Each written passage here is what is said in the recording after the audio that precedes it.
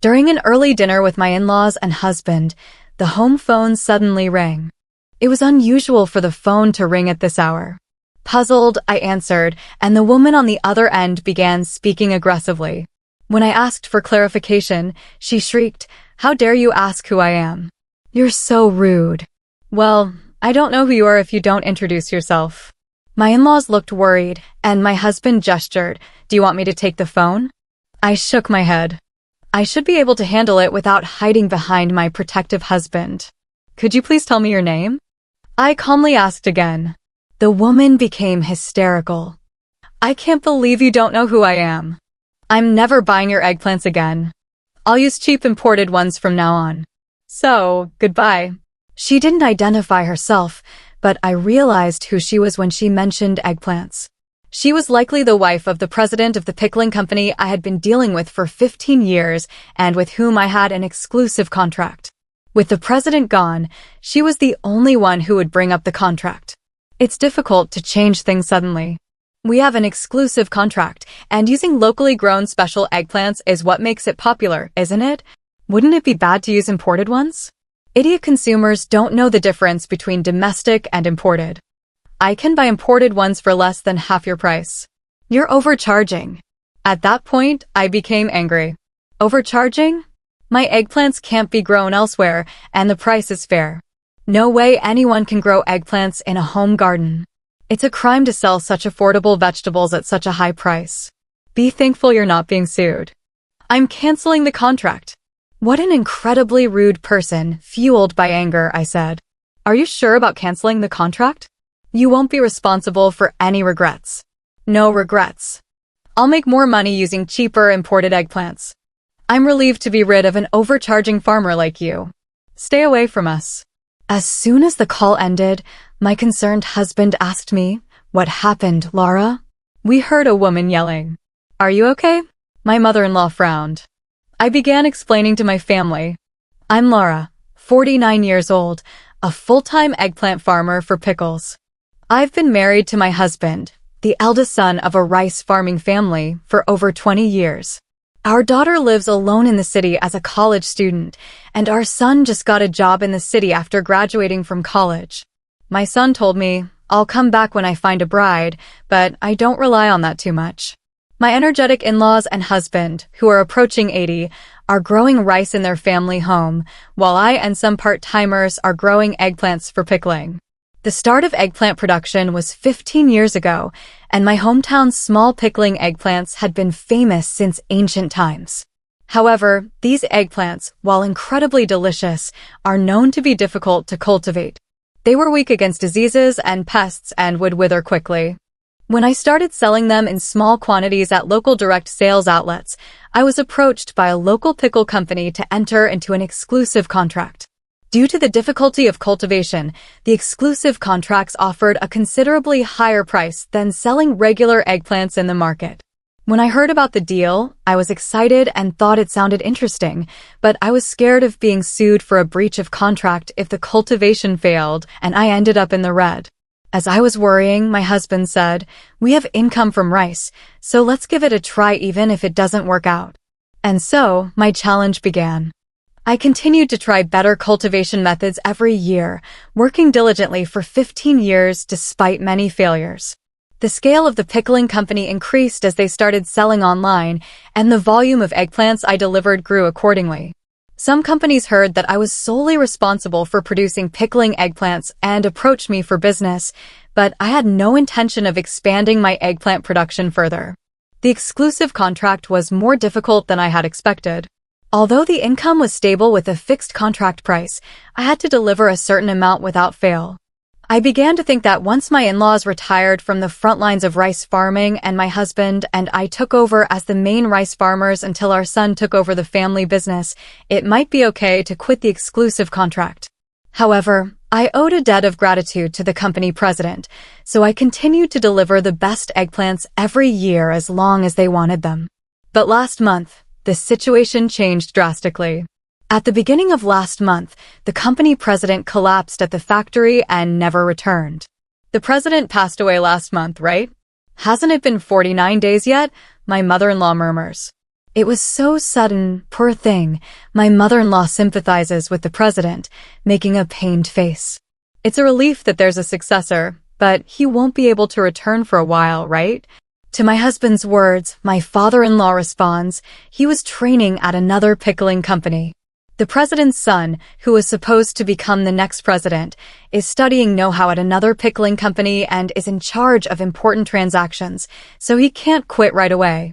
While the son is away, the president's secretary and executives were discussing how to keep the business going when the president's wife suddenly interfered, causing turmoil within the company, which I had also briefly heard about. I wonder if the president's wife can't mourn her husband's sudden death or observe a period of mourning. She should have other things to do. Everyone nods in agreement with my mother-in-law's grumbling. Anyway, I'll check the situation. I'd be in trouble if the contract was unilaterally terminated. I called the president's secretary the next day. Did you get it? Called too, Laura. I'm so sorry you seemed very tired. Are you okay? The president's secretary, who usually had a lively atmosphere, had a quite downcast voice. It's not okay. I think our company is going to go bankrupt. I've been let go, so I can't help anymore. I'm sorry. What? What do you mean you're being let go? When I asked in surprise, I was told that the president's wife was the cause. The president's wife, without understanding the basics of management, made unreasonable demands on various business partners and repeatedly harassed the employees. Originally, the president's wife was selfish and had a tough personality. The president knew about her personality and never let her be involved in the business. Now that the president is gone, the company is in chaos. The ideal company for the president's wife is one where she only makes money. She only thinks about how to use business partners and employees as cheaply as possible. There's no way a company can run like that, the president's secretary complained and continued, you should give up on them, Laura. With your eggplants, you'll find new business partners in no time. But we have an exclusive contract, and I was planning to deliver properly, at least this year, for the late president's sake. When I added that last part, the president's secretary sighed. I never thought the president would pass away so suddenly. It's really terrible. Now, because of the president's wife, longtime employees and part-timers are being forced to quit. Older people can't work as much as young people, and regular employees cost money. She's trying to hire only cheap foreign workers. Our pickles taste is our selling point, so there's nothing more valuable than experienced employees. Talent is treasure. Even though there's an exclusive contract, she doesn't understand common sense. It's best to get away. That's how far it went. I was horrified after the call. I immediately consulted with my husband. Maybe it's time to cut ties, but there's the contract, my husband muttered with a troubled face. Yes, we've exchanged official documents. A few days later, we officially received documents stating that the pickle company was breaking the contract. What is this? Even to an amateur, this looks like nonsense, doesn't it? I thought the secretary was a decent person. The documents were so sloppy that we couldn't help but let out these words. Seeing that both my husband and I made up our minds, we're not at fault. And luckily, it's before planting season, so it might be a good time to quit. My husband's words made me lean towards quitting, but I was worried about the reduced income over the summer, the part-timers, and various other things we had struggled and experimented with until now, and things were finally going well. I didn't find it amusing to be suddenly forced to quit for such an unreasonable reason. My husband nodded at my words. Let's think about income and the future later. I can't forgive the way she treated you, Laura. It's their loss. They can't have cheap, low-quality imports bought just because they're cheap. In the highest quality products made by us farmers with pride lumped together. That's true. So, my husband and I decided to stop the exclusive contract from this year and not deliver eggplants, even if they bent. Then summer came after. I quit the exclusive contract. Several pickle companies immediately offered contracts, and my husband and I carefully considered and contracted the best conditions, increasing our income by about 20%. We found new shipment destinations for the eggplants, and as we worked busily every day, I almost forgot about the rude president's wife. One day, my mother-in-law came to my workplace with an eggplant pickle. Laura, this is awful. Look, It says locally produced, but that's not true, right? My mother-in-law brought this year's eggplant pickles from the pickle company. They said they'd use imported ones, but it says locally produced here. I was surprised when I looked at the package. Let's try it anyway. Upon my mother-in-law's suggestion, my father-in-law, husband, and the part-timers gathered to taste it, and the flavor was completely different than before. There's no way this is locally produced. First of all, it's not bite-sized. They're using large eggplants and pickling them. They're treating consumers like fools, my mother-in-law asserted with a stern face. The taste is strange too. It doesn't feel like it's just gone bad. It's like it's gone rotten. The part-timer also made a harsh comment. Could it be that the president's wife is lying about the imported products being local? But honestly, I thought she might do something like that. A few days later, during dinner, the phone rang again. Hey, can you pretend you sold me your eggplants? The voice didn't introduce herself, but I remembered it. It was the president's wife. I don't remember selling you eggplants and you're asking me to lie? Yes, if you say so, it'll save our company. Weren't you supposed to never contact me again? That was true, but things have changed. You want money too, right? I'll give you some. It's just a small favor. Her high-handed tone, trying to involve me in her crime, was unbelievable. No thank you. I refused and hung up, then told my husband and in-laws what had happened. Everyone grinned. My husband, in particular, seemed pleased. She must have regretted it right away. There's no way your eggplants and those inferior imported ones are the same. Actually, after my mother-in-law brought the pickles, I received calls from various people because I had been the one making the eggplant so far. According to information from the current pickle company, they have received numerous complaints from consumers and even been reported to the authorities. Apparently, the pickle company's in trouble now because they were internally accused of food fraud. Then, a few days later, please testify that they were your eggplants. The police might investigate. I recognized a voice which didn't introduce herself from before. This time it was almost sobbing. Well, I didn't sell them. I hung up again. The next day, a polite call came from a young man claiming to be the president's son. I'd like to meet and apologize, he said. So, we decided to meet that afternoon. I asked my in-laws to do the afternoon farm work, and my husband and I waited. A young man, another young man, and a flashy older woman arrived. One was the president's son, the other his current secretary, and the woman was the president's wife. The two men were very polite, but the president's wife had a stony attitude, skipping greetings.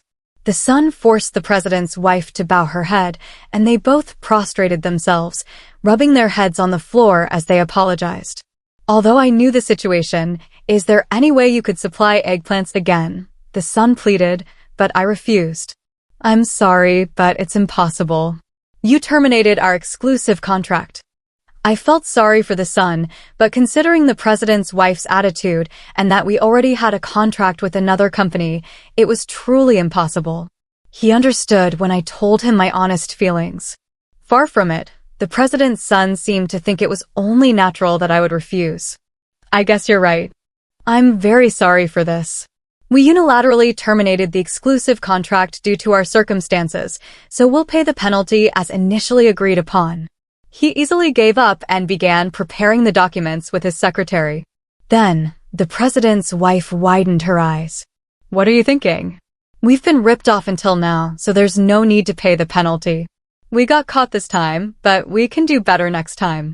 It's the importer's fault that more than half of the imported eggplants were rotten. If we find a cheaper place, it'll be fine. So, you tried to use cheap imports and failed miserably. That's what Laura told you, right? When her husband made a sarcastic comment, the two young men said, "Indeed, that's exactly right," and hung their heads. I was concerned about the president's wife's words and asked her again, "By the way you're talking, are you planning to continue labeling the products as locally produced even if you can't get my eggplants?" Of course, it's more profitable, and everyone is doing it. The president's wife showed no remorse and started yelling at me. My husband and I were both taken aback. That's when the president's son lost his temper. "Mom, just be quiet. I only brought you here today to apologize, but I'm fed up with you." Upon being scolded by her son, the president's wife was flustered. "I was just trying to make money. You only think about making money for yourself. That's not how a company should operate." "But isn't it a company for making money?"